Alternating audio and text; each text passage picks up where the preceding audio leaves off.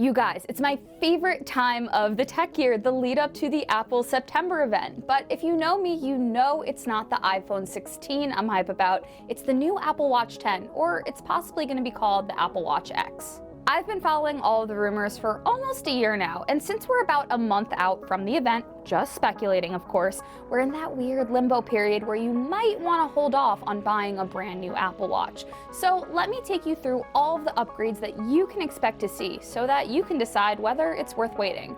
Remember, it is the 10th anniversary of Apple Watch, so it's bound to be a big one.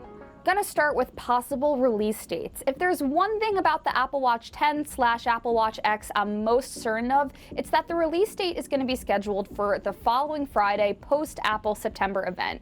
Most intel is pointing to a September 10th event. That makes sense for a lot of reasons, especially looking back at precedent. So that would put the official Apple Watch 10 release date at, wait, let me look at a calendar, September 20th. If there's a new Apple Watch SE or Apple Watch Ultra 3 coming as well, they'll probably launch on that day too. The flagship Apple Watch 10 will likely start at $399, but it's also going to come in two sizes, with the larger one probably starting at $429. I'm specifically not clarifying those sizes because there's a very, very good chance that they're going to be different this year. Whether it's intentional or not, Apple has followed a 3-year cycle for design-related changes. The last time Apple altered the Apple Watch design was for the Apple Watch Series 7 when the display grew by 20%. This was 3 years ago. That means the Apple Watch 10 is due for a more drastic change. To be more specific, the displays may grow from 41 and 45 millimeters to 45 and 49 millimeters, and that's according to known analyst Ming-Chi Kuo. Leaked CAD renders suggest that it could be up to 2 inches in size for that larger model, bringing it up to about the size of the Apple Watch Ultra. Apparently, that's not all that's going to change, though, in terms of design. A rumor from Apple leaker Kosutami claims that the whole band connection system in the Apple Watch will get a complete redesign this year. This system has never been changed, so that could mean all existing watch bands will be incompatible with the Apple Watch 10. As someone with a very large watch band collection, I know that this would be really upsetting to a lot of users and confusing also when it comes to buying new ones if you have old watch or new watch.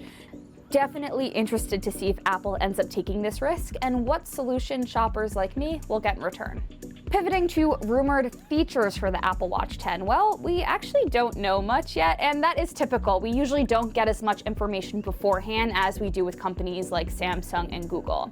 That said, there was an early tip that the next Apple Watch would monitor and alert for signs of sleep apnea and hypertension. But Bloomberg's resident Apple tipster, Mark Gurman, more recently has said these features may be delayed due to poor reliability during testing. On top of that, sleep apnea tracking relies on blood oxygen sensing, which may be held up due to the ongoing legal battles with health tech company Masimo. Now, I can't talk about any Apple device without bringing up Apple Intelligence. Well, we actually shouldn't expect to see too much of Apple Intelligence on the Apple Watch 10 or any of the other upcoming Apple Watch devices. It seems that the AI features that have been discussed so far are limited to iPhones, iPads, and Macs for the immediate future. Although, to me, it would make a lot of sense that the new Siri features would be compatible with the watch so long as you're on Wi-Fi, connected to an iPhone 15 Pro or newer with the necessary processing power. Speaking of power, according to a report from the Elec, a battery life boost could finally happen for Apple Watch 10. Apple is apparently looking to include an LTPO thin film transistor technology on the device's display, which could significantly improve the display's power consumption. Ideally, this means even at the same current brightness levels of the watch will last longer than previous versions. I'm not getting my hopes up too much. I've been let down before in this regard. That's a big reason I use the Apple Watch Ultra personally. You get closer to 2 days of battery life on this watch. This video was kind of short and sweet. Again, Apple does a better job than most companies at keeping things under wraps, but we'll definitely be hearing more rumors in the lead up to the Apple September event. So I linked the page where I log all of those updates down in the description. Generally speaking, I would consider holding off to buy a new Apple Watch until these new ones become available or at least are announced. Not only will you be able to get older ones on sale at sites like Amazon and Walmart as they clear stock, but for something like the Apple Watch SE that goes out of date more quickly, it's probably going to be worth waiting for the newer version. I know we didn't even really dig into the next Apple Watch SE or the Apple Watch Ultra 3, so let me know if you'd want to see a separate video just about either or both of those watches. Maybe instead I'll just post something on TikTok about them, so be sure you're following us there. Anyway, that's it for me today. Thanks for watching. I'll catch you next time.